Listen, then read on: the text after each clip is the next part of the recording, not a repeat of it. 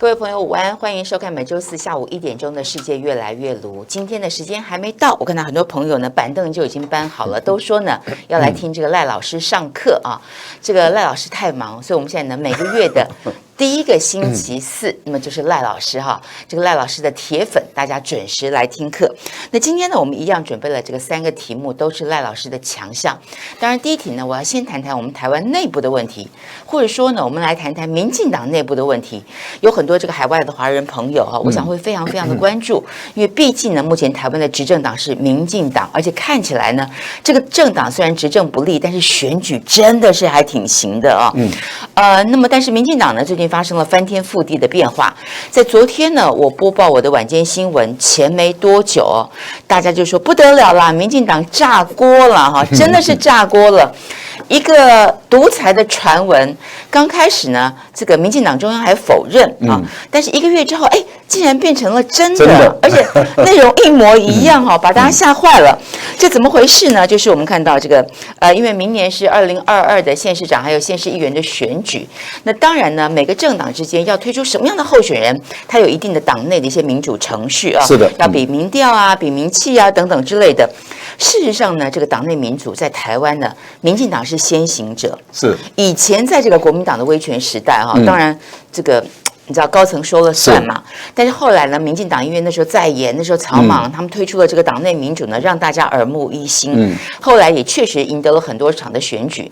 所以呢，这个党内民主的先驱啊，先行者，到现在呢，要把党内民主给没收掉，到底怎么回事呢？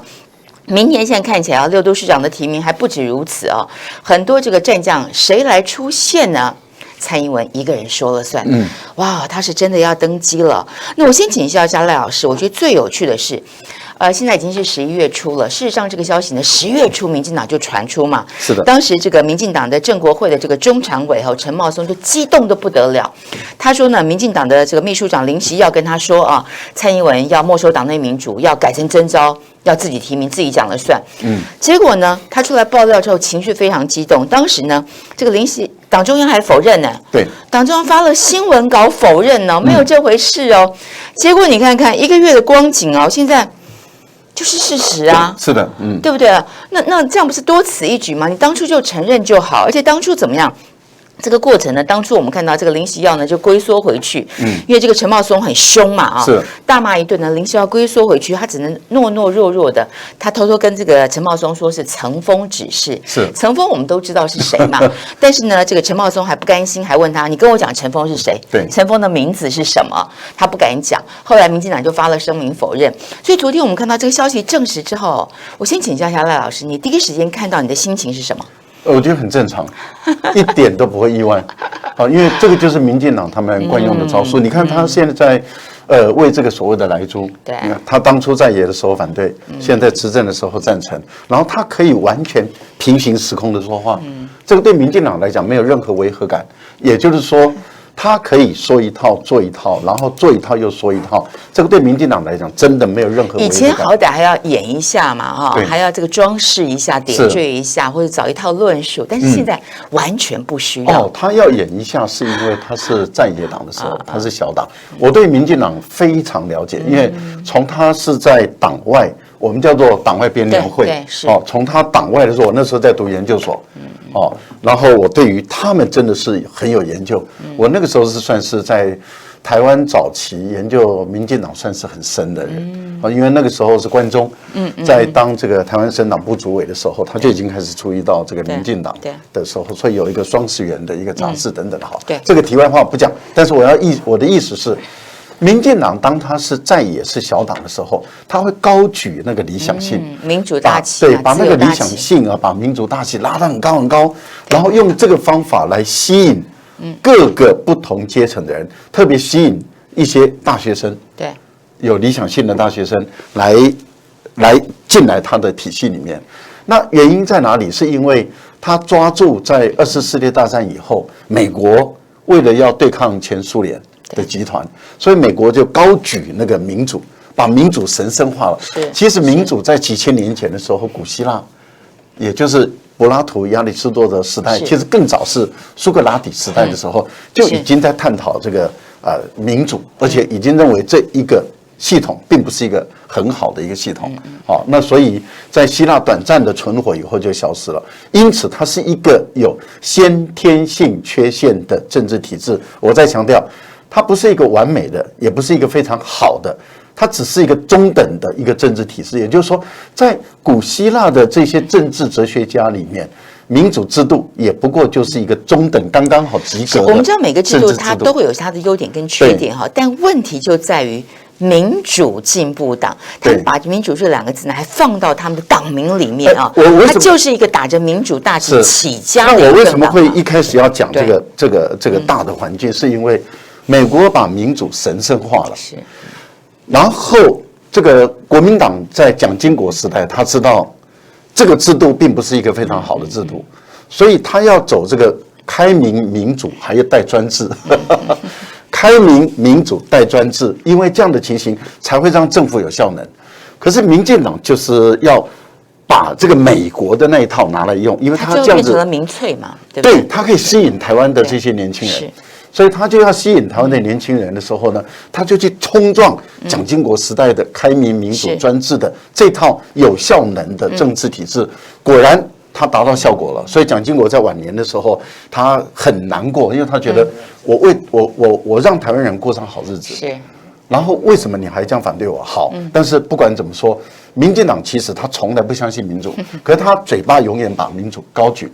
当他还在野的时候，满嘴讲民主，满嘴哦，一直讲民主，一直讲民主。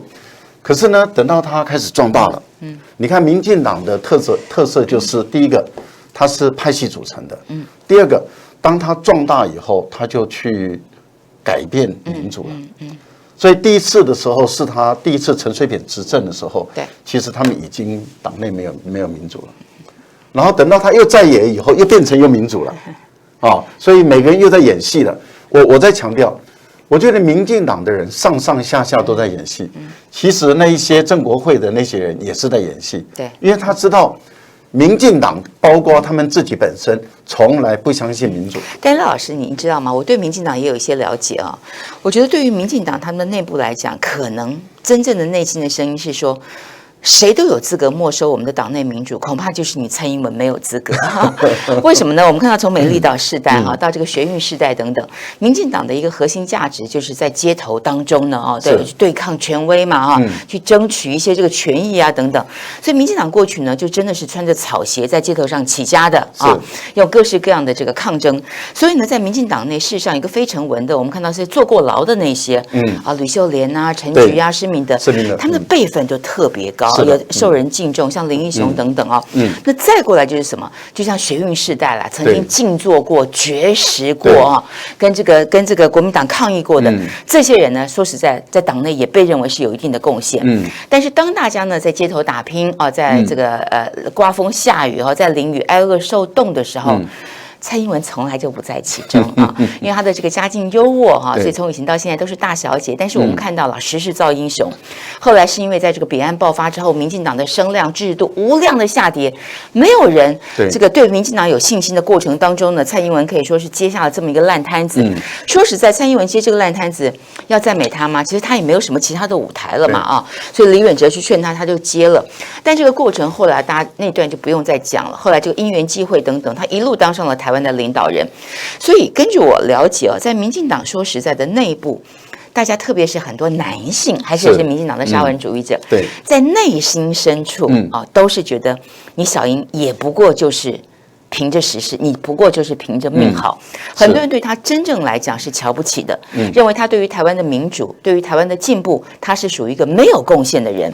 更何况呢，他就是过去靠着国民党的奶水仰仗着国民党的支持跟重点栽培之下起家。所以呢，你说陈水扁如果说没收了国民党的民主，或是谁也好，陈水扁过去好歹是这个美丽岛的这个辩护律师这时候蔡英文还在开着他的这个跑车上大学嘛，对不对？所以我觉得这个蔡英文没收，所以你看到昨天这个陈茂松气炸了，他1个月前出来讲，民进党还打脸他，发声明否认就1个月之后，真的他昨天讲什么？他昨天就脏话啪啪3字经脱口而出。出，讲一连串的脏话哈，他还讲说，通过这种提名条件呢哈，这个晚上大家都会做噩梦。然后这个游盈隆话也讲得很重嘛。是。游盈隆1个月前看到这个新闻的时候，游盈隆就觉得这应该是真的。好，就果然是真的。是。所以这个效应很大啊！你想想看，这什么概念呢？这就是一个。所有民进党内的人都要跟他称臣。说实在的，这个蔡英文呢，在这个民主的洗礼之下，他几次选战，比方说他那次去选这个台北县啊，去选那个现在的新北市，那次他也没选上，票数也差了很多。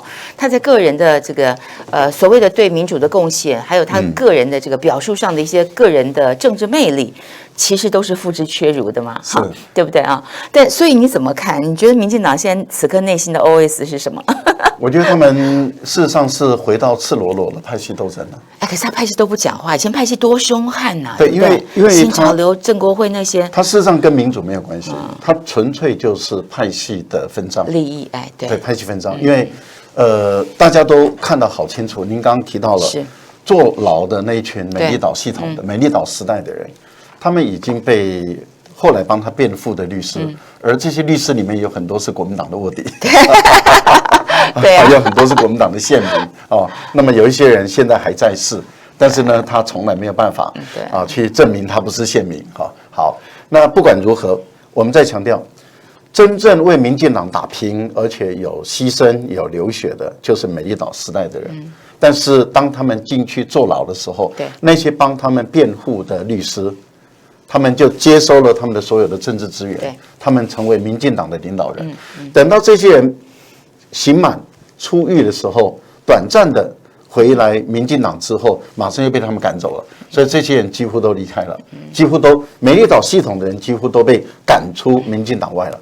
那剩下的那就是律师掌控嘛，所以律师就形成了各个派系。陈水扁是律师一个派系，谢长廷是律师一个派系，苏贞昌是律师一个派系，每一个派系就形成了。在这个派系的形成里面，他们当初这些律师、这些派系，然后就跟学生世运结合了。学生世运里面有一个领导者，当初有一群力量，就是我们叫做党外编联会、党外编辑这些记者、媒体人，他们本身就形成了新潮流的主干。好，那我为什么要简单的讲他们的结构？因为这一次很明显的是新潮流跟鹰派完全的结合。那他们完全的结合以后，他们就超过了1/2的绝对多数。他们超过了1/2的绝对多数以后，他们就修改了规则。那你郑国会讲说你不民主，那也是假的。陈茂松是郑国会的嘛？对，因为他们要把苏系跟郑国会其实在摒除在外面去，所以要扩大新潮流系跟英系的势力。可是他还是可以用民主形式投票嘛。你有意见，你对这个规则有意见，那你觉得这个修改这个中执会的这个修改提名规则有意见，投票嘛，民主啊。他现在是说这个蔡英文征召嘛，征召还是要中执会通过啊，你们可以投反对票啊，投票啊，投啊，谁敢投不同意啊？但是很有趣的就是说，这个陈茂松当然他个性比较冲了哈，讲话也比较直白。那他是郑国会嘛，所以这个大家很受关注。哎呦，郑国会要挑战小英哦，郑国会要挑战英系，是这个概念吗？是，好像也不是嘛。在他2次爆冲之后，我们看到郑国会啊，像游锡堃啊，像林佳龙啊，像陈亭妃也都不讲话啊。因为郑国会啊，一旦斗输了以后，他们什么都没有了。而且郑国会现在来说的话，他的势力很小。对，例如说游锡堃的这个位置也是蔡英文给的嘛。对，如果蔡英文不给他的话，他就没了嘛。对，所以然后林佳龙现在自从离开交通部之后，他没有位置了，他在等待位置给他。对，在等待分位置。他本身。蔡英文如果都不给他，他也就没有了。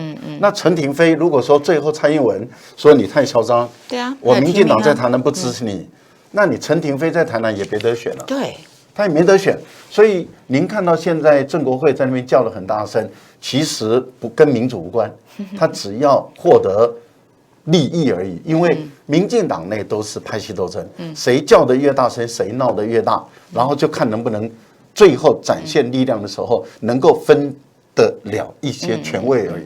民进党整个根本从来不是民主，他们全部都是力量的丛林规则。是这个赖老师把整个背景梳理得很清楚，也大概跟我们讲了一下目前我们看到各派系的思维。最后我想问赖老师蔡英文这样做当然啦，这个陈茂松嘴巴上骂的是林习耀，骂的是民进党秘书长，但这种事怎么可能是民进党这个秘书长一个人这个蔡英文说不可能嘛对不对？所以应该是层峰，所以他表面上骂的是林习耀，但事实上骂的应该是蔡英文。但这个话呢讲的有够重，他也不能直接对蔡英文嘛，所以林习耀变成他的出气筒。那我就要问赖老师了蔡英文这么大的动作，他当然知道会引起反弹，但他不在乎嘛，对不对？所以呢，你觉得2022会是一场什么样的一个选战？蔡英文征召就会必胜吗？也还是说呢，他这一切的一切其实剑指的是2024，要把所有郑文灿或是他的爱将的其他的可能竞争者全部排开？我觉得如果2022没有赢，2024很难赢。对民进党来说，因为他没有办法再操作反中牌，操作第二次。第一次的时候，它的效果是最好的；第二次的时候，效果就急降。所以对民进党来说，他必须要在2022年赢。那他在2022年要赢的话，对于蔡英文跟新潮流他们的看法就是，那由他们很少数的人集中全力来选他们要的人。那换言之，也就是说，他们认为，如果说再由他们目前的这些地方的，例如说国民党执政的县市，因为国民党执政的县市，他们原本的规定就是由地方去初选嘛。对。然后对于6都来讲，这个比较大，影响力比较大，因为大票仓的话，那原本按照他们的规定，国民党执政的县市也是初选，可是他把这个权利收回来，收回来对民进党来讲有什么好处呢？他们可以一直在做民调。他们因为民进党本身就每天几乎都在做民调，对，所以他们本身一直在做民调的时候，他们可以去找各种人去试。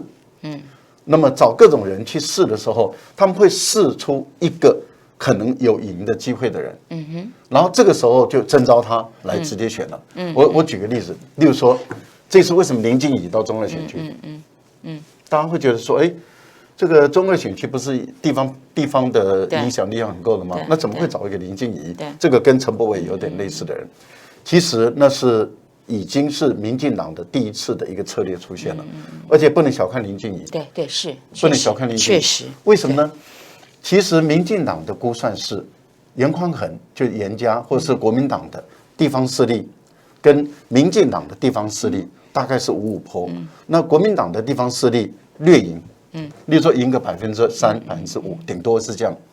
但是对于民进党来讲，他要的是谁？年轻人反向投票。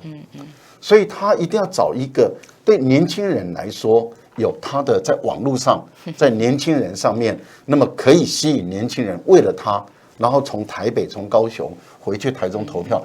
他只要有这些年轻人回去投票，他就复制成功另外一个陈柏惟，是甚至比陈柏惟还要再陈柏惟。对，因为他以前陈柏惟能够赢得了中二选区，其实就是当初的这些在台北读书的言论，对年轻人进去的嘛。是，所以我觉得对民进党来讲，他在试水温。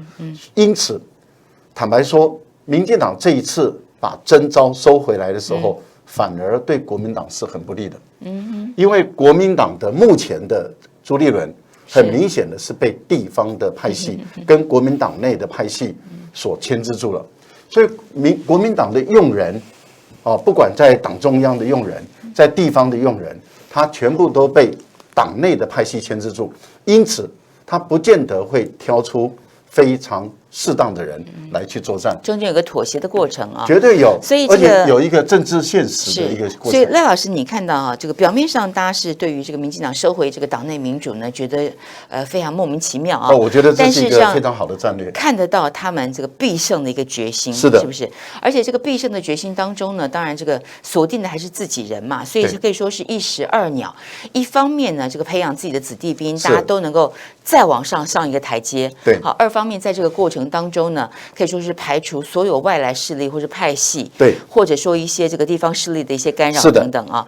那从这个角度来看，您对于蔡英文的评价是高的哦。我觉得这是一个高明领导的厚黑数。对，我觉得这是一个高明的一个战略，而且本来民进党就从来不相信民主。我一直在强调，民进党是最不相信民主的政党。他们是最了解这个民主的痛处的一个政党啊，所以也不会傻傻的，就是采取单纯的民主。那我再最后一个问题哦，所以最大的苦主就是赖清德了。最大的苦主应该是国民党。我敢保证。最大的苦主是国民党，所以国民党很有可能在2022年的时候，搞不好会惨败。我觉得，我觉得很有可能会惨败。目前来讲，我估计守得住的例如说新北、台中可以守得住，但是你台北国民党要拿下来，没有那么简单。确实。然后桃园你要拿下来也没那么简单，因为以桃园目前来讲，国民党找不出能够满足桃园人的需要的人。所以我觉得我的估计了，那高雄、台南一定拿不回来。那您想想看，6都里面还只能守住2都。国民党现在连中2选区都还没有推人了呀。对，您就可以知道，因为国民党充满了现实的妥协，所以他的人选一定不会赢得年轻人的认同。